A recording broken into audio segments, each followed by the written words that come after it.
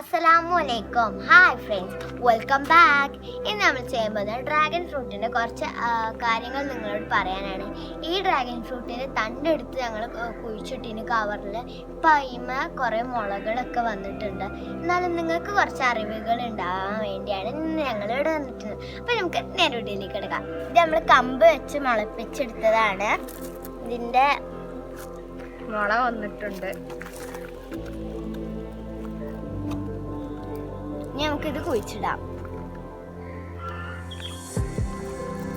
ഇതിൽ നമ്മൾ ചാണകപ്പൊടിയും മണ്ണും മണലും മിക്സ് ആക്കിയിട്ടുണ്ട്. നമുക്കിത് മിക്സ് ആക്കാം.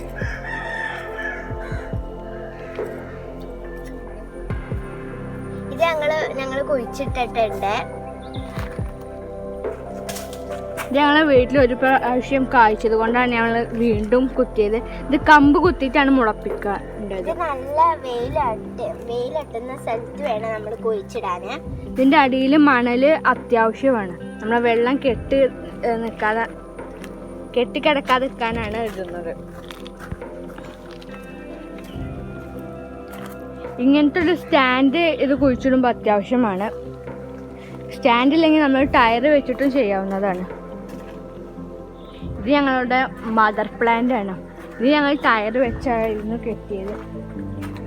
അതാ പിന്നെയാണ് രണ്ടാമത് കുത്തിയപ്പോഴാണ് നമ്മൾ സ്റ്റാൻഡ് ഉണ്ടാക്കിയത്.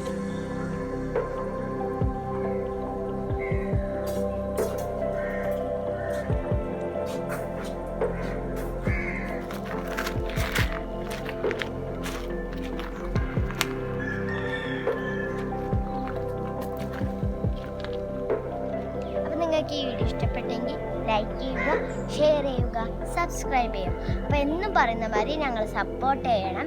നിങ്ങൾ സപ്പോർട്ട് ചെയ്താലുള്ളൂ ഞങ്ങൾക്ക് മുന്നിൽ ഇങ്ങനെ എത്താൻ പറ്റുക. അപ്പോൾ ബൈ.